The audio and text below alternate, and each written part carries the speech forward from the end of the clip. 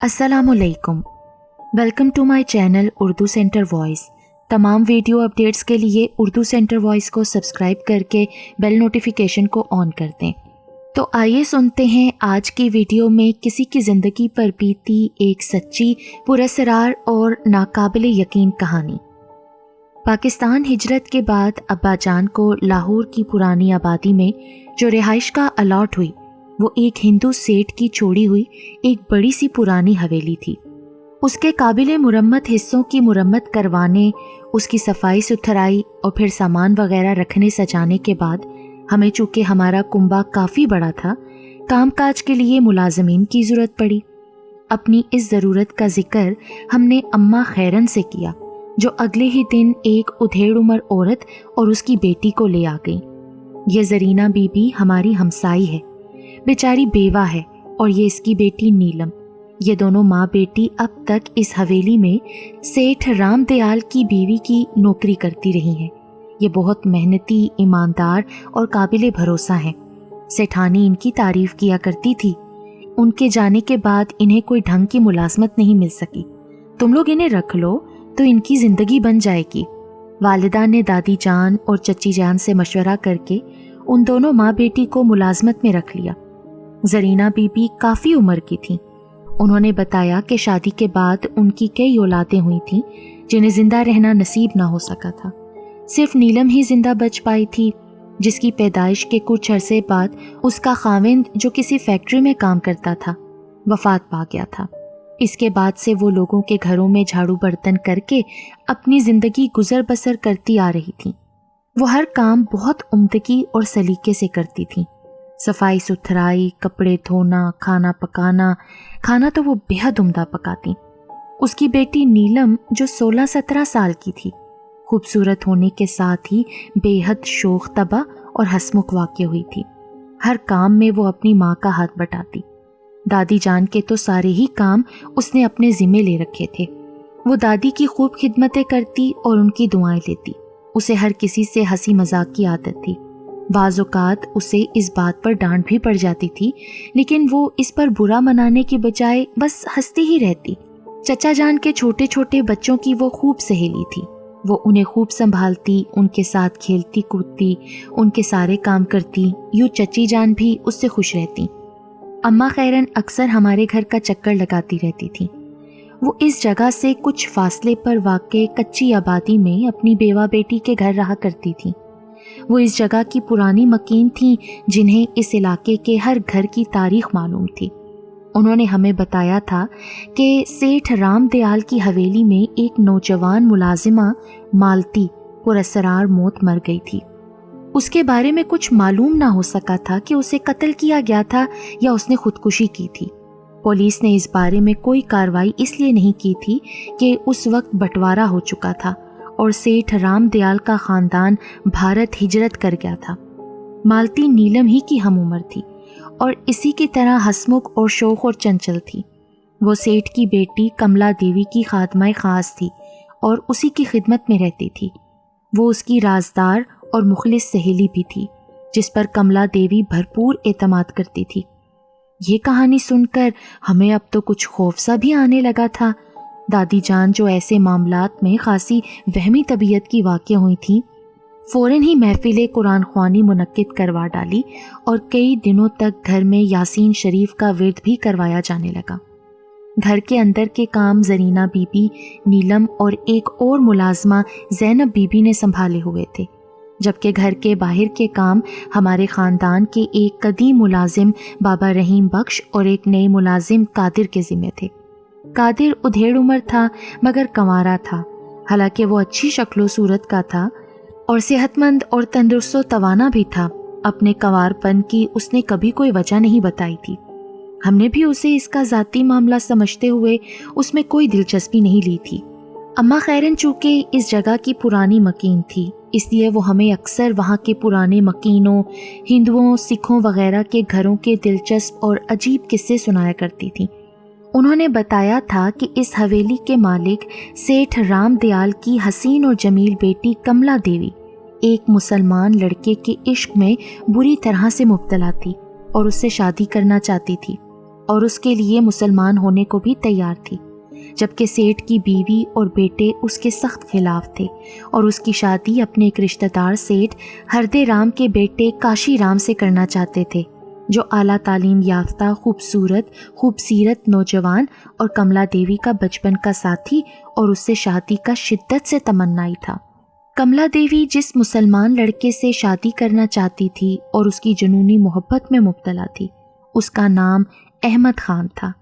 وہ اسی علاقے کا ہی رہائشی تھا اور ایک نامی گرامی وکیل کا بیٹا تھا۔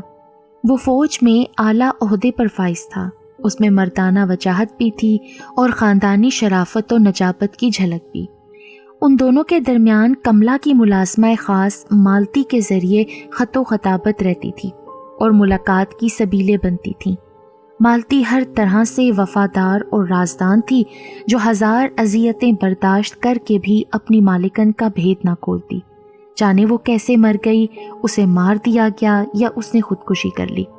لیکن اماں خیرن، کملا دیوی اور احمد خان کے عشق کا کیا ہوا؟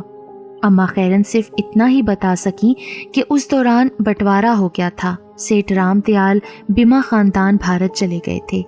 سیٹھ رام دیال نے اپنی ہجرت کے بارے میں کڑی رازداری برتی تھی، کسی کو معلوم نہیں ہونے دیا تھا کہ وہ بھارت جانے کی تیاریاں کر رہے ہیں۔ جب وہ جا چکے تبھی لوگوں کو معلوم ہوا۔ اس دوران وکیل صاحب بھی وہ محلہ چھوڑ کر جانے کہاں جا چکے تھے، ان کا کوئی اتا پتہ معلوم نہ ہو سکا۔ جاڑے کی آمد کے ساتھ ہی کھانسی، فلو، زکام اور نمونیا جیسی موسمی سوغاتیں بھی گھر گھر چلی آئیں۔ سب گھر والے تو شکر ہے محفوظ رہے، لیکن نیلم بیچاری نمونیے میں مبتلا ہو کر بستر پر پڑ گئی۔ بہت علاج معالجے کے باوجود اس کی بیماری طول پکڑتی گئی، جس سے سب گھر والے پریشان رہنے لگے۔ زرینہ بی بی کا تو برا حال ہو رہا تھا۔ یہ ایک ہی بیٹی دنیا میں اس کا سب کچھ تھی، وہ بھی اب اس کا ساتھ چھوڑتی دکھائی دے رہی تھی۔ ہمیں بھی اب یوں معلوم ہو رہا تھا جیسے نیلم اب چند ہی گھڑیوں کی مہمان رہ گئی ہے۔ وہ رات انتہائی سرد تھی، ہلکی ہلکی بارش بھی ہو رہی تھی جب ہمیں زرینہ بی بی کے کوارٹر سے بلیوں کے لڑنے کی خوفناک آوازیں سنائی دیں۔ اس کے ساتھ ہی زرینہ بی بی کے بین شروع ہو گئے۔ ہم بھاگے ہوئے وہاں پہنچے۔ وہ نیلم کے سرہانے کھڑی اونچی آواز میں رو رہی تھی، میری نیلو چلی گئی بی بی، مجھے چھوڑ گئی میری نیلو۔ ہمیں دیکھتے ہی وہ بیچاری فریاد کنا ہوئی۔ ہم نے بستر پر پڑی نیلم کو دیکھا، وہ واقعی بے جان اور بے روح دکھائی دے رہی تھی۔ چچی جان نے آگے بڑھ کر اس کی ایک آنکھ کا پپوٹا اٹھا کر دیکھا اور حیرت سے بولی، ارے یہ تو زندہ ہے، تم یوں ہی رو رہی ہو؟ دیکھو اس کی آنکھیں، اور دیکھو تو یہ تو سانس بھی لے رہی ہے۔ چچی جان واقعی ٹھیک کہہ رہی تھی۔ نیلم نہ صرف سانس لے رہی تھی بلکہ اس نے آنکھیں بھی کھول دیں۔ زرینہ بی بی پھٹی پھٹی آنکھوں سے اسے دیکھنے لگیں، جیسے انہیں اس کے زندہ ہونے کا یقین نہیں آ رہا تھا۔ یہ زندہ کیسے ہے؟ اس نے تو میرے سامنے ہی آخری سانس لی تھی اور ٹھنڈی ہو گئی تھی۔ وہ بے یقینی سے بولی، وہم ہوا ہوگا تمہیں، شکر کرو یہ ابھی زندہ ہے۔ اللہ کو اس کی زندگی منظور تھی نا، اب اس نے چاہا تو اس کی بیماری بھی دور ہو جائے گی، اماں جان بولی۔ اور ہوا بھی یہی۔ نیلم آہستہ آہستہ صحت یاب ہو گئی، اس کی صحت بھی اچھی ہونے لگی، وہ پہلے کی طرح چلنے پھرنے کام کاج کرنے لگی۔ اس کی شگفتہ مزاجی، ہسوڑ پن اور سب سے چھیڑ چھاڑ کی عادت پہلے جیسی ہی تھی، لیکن اب قادر خاص طور پر اس کی چھیڑخانی کا نشانہ بننے لگا۔ وہ اسے طرح طرح سے چھیڑتی، اس کا مذاق اڑاتی، اس پر ہنستی، کہے لگاتی، جس پر وہ بے حد جذبز ہو جاتا۔ اسے ڈانٹتا، جھڑکتا، مگر وہ کہاں باز آتی تھی۔ ہم اسے منع کرتے تو اس کا یہی جواب ہوتا، مذاق تو میں سب سے کرتی ہوں مگر کوئی بھی برا نہیں مناتا، جانے یہ کیوں برا منا جاتے ہیں۔ ایک دن ہم برآمدے میں بیٹھے قادر سے اس دن کے سودے کا حساب کر رہے تھے کہ نیلم حسب عادت ایک شوق سی مسکراہٹ کے ساتھ وہاں چلی آئی۔ اچھا جی، تو یہ کیدار ناتھ آج کا سودا لائے ہیں۔ انہیں یاد ہوگا کہ کیسے ایک دن دینا بنیے نے انہیں سڑی ہوئی بھنڈیاں دے دی تھیں، جس پر انہوں نے اس کی خوب مرمت کر دی تھی۔ قادر کا رنگ پہلے سفید پڑا، پھر سرخ۔ بدتمیز، بدلحاظ، 1000 دفعہ کہہ چکا ہوں میرا نام کیدار ناتھ نہیں قادر بخش ہے، اور یہ ہے کہ مجھے چھیڑنے اور سنانے سے باز ہی نہیں آتی۔ اب جانے کس دینا بنیے کی بات لے کر آ گئی ہے۔ मैं तो उसे हरगिज नहीं जानता। ओए होए, नीलम ने आंखें मटकाईं। फिर तो ज़रूर याद होगा कि यहाँ सहन के उस किनारे जामन का पेड़ हुआ करता था।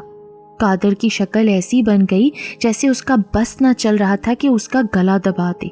जब्त से उसका रंग सुर्ख हो गया। फिर वो एक झटके से दादी जान की तरफ मुड़ा। सुन रही हैं बेगम साहिब आप इसकी बातें? इतना बड़ा हूं मैं इससे, और ये ना मुझे चाचा कहती है ना मामा, अपने बराबर का समझती है और गुस्ताखियां बदतमीजियां करती रहती है। दादी जान ने नीलम को डांटा।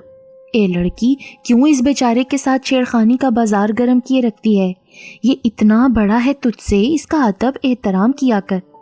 बड़ी बेगम साहब, अगर मैंने इनसे दीना बनी और जामन के दरख्त की बात कर ली तो इसमें छेड़ने की क्या बात है? नीलम शोख नजरों से मुसलसल कादर को देखते हुए भोलपन से बोली। अच्छा बाबा बस कर, दादी जान जिद होकर बोली। और कादिर, तू इस तरफ ना आया कर। कादिर कहर आलूद नजरों से चेहरे पर शोक मुस्कुराहट नचाती नीलम को देखते हुए वहां से चला गया। नीलम वैसी ही थी जैसी बीमारी से पहले थी, लेकिन कभी कभी हम उसके बारे में शक और उलझन में पड़ जाते। अम्मा खैरन तो कई मर्तबा कह चुकी थी कि नीलम की नज़रें ठीक नहीं, इसे किसी मौलवी या आमिल को दिखाओ। दादी जान के मना करने समझाने के बावजूद नीलम की कादिर से छेड़छाड़ कम ना हुई थी। एक दिन तो हद हो गई, घर में खीर बनी थी, नीलम प्लेट भर कर कादिर को देने चली गई। फिर जाने क्या हुआ कि कादिर के ऊंची आवाज में नीलम को बुरा भला कहने और चीखने चिल्लाने की आवाजें बुलंद होने लगी। हमने जाकर देखा तो नीलम खीर वाली प्लेट लिए बेतहाशा हंस रही थी और कादिर मुजस्मा गैज़ो गज़ब बना उसे बुरा भला कह रहा था। क्या हुआ? ये कादिर इतने गुस्से में क्यों है? चची जान ने पूछा।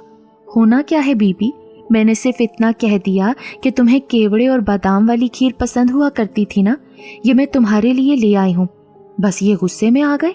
नीलम मासूमाना अंदाज में बोली। ये तुम्हें कादिर की पसंद और नापसंद का इल्म कैसे होने लगा? देखो नीलम, तुम उसे यूं ही ना छेड़ा करो, ये ऐसी बातों से गुस्से में आ जाता है ना। यहाँ और भी तो नौकर मौजूद हैं, पता नहीं ये उन्हें क्यों नहीं छेड़ती, मेरे ही पीछे पड़ी रहती है। मैं तो अब हरगिज यहाँ नहीं रह सकता, कल ही कराची चला जाऊंगा। कादिर गुस्से से बोला और वहां से चला गया। अब्बा जान ने और सब घर वालों ने उसे रोकने की कोशिश की, लेकिन वो ना रुका और अगले ही दिन अपना संदूक सर पर उठाकर घर से चला गया। उस जैसे मेहनती और दयानतदार मुलाजिम के यूं चले जाने का हम सबको बेहद अफसोस हुआ, लेकिन फिर ये देखकर हमारी हैरत की इंतहा न रही कि वो उसी शाम संदूक सर पर उठाए घर वापस आ गया। वो कुछ घबराया हुआ सा लग रहा था। अब्बा जान ने उससे पूछा, क्यों भाई, क्या बात है, कराची नहीं गए? आज नहीं, कल चला जाऊंगा। उसकी आवाज़ में घबराहट के साथ ही कुछ खौफ की झलक भी थी, जिसकी हमें कुछ समझ ना आ सकी।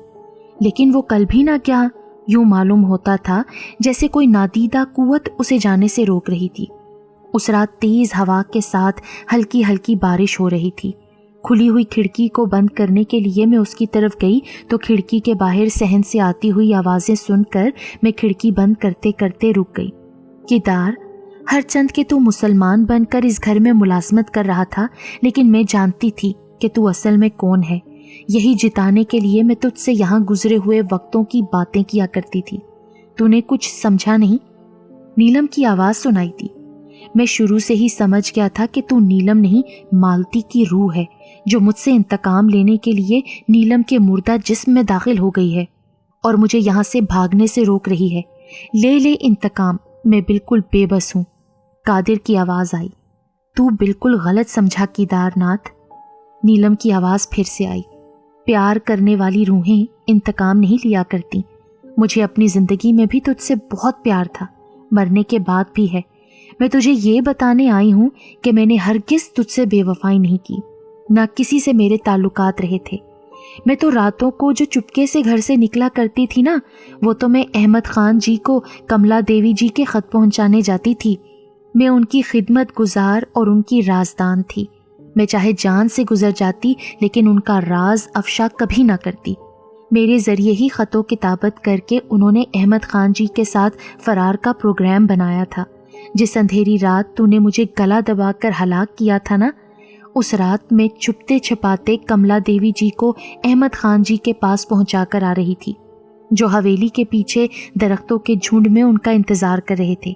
सेठ जी और सेठानी जी को जब उनके फरार का इल्म हुआ तो बदनामी के खौफ से उन्होंने जल्दी जल्दी मेरा क्रियाकर्म किया और फौरन ही भारत चले गए। दर हकीकत मेरे ज़रिए वो दोनों प्यार करने वाले भाग गए थे, लेकिन बदले में मेरी मोहब्बत अधूरी रह गई। उन्होंने मेरी मौत की वजह जानने की कोशिश भी ना की, पुलिस भी ना बुलवाई। अब तो तुझे यकीन आ चुका होगा ना केदारनाथ कि मैंने हरगिज़ तुझसे बेवफाई नहीं की थी, पर तू समझा कि मैं शायद रातों को किसी और से मिलती हूँ। मैं तो सिर्फ तुझसे दिलो जान से प्यार करती थी, उसमें ख़यानत का तो कभी सोच भी नहीं सकती थी। लेकिन तू बेवफा निकला, जिसने ना मुझसे कुछ पूछा और ना ही मुझे बताने की मोहलत दी। मैं सिर्फ और सिर्फ तुझसे प्यार करती थी। आज के बाद तुझे कभी तंग नहीं करूँगी। इसके साथ ही बिल्लियों के लड़ने की भयानक आवाज़ें फिज़ा में बुलंद हुईं। किसी भारी चीज़ के ज़मीन पर गिरने की आवाज़ आई और खामोशी छा गई। जब मैं भागकर सहन में गई तो नीलम का बेजान जिस्म ज़मीन पर गिरा हुआ था। ये बात तमाम घर वालों को पता चल गई। हमने कादिर, जो असल में केदारनाथ था, उसको बहुत रोकने की कोशिश की कि तुम हमारे घर में मुलाजमत जारी रखो, लेकिन उसने कहा कि अब मैं इस घर में 1 मिनट से ज़्यादा भी नहीं ठहर सकता। फिर हमें नहीं मालूम कि वो जाने किधर को चला गया।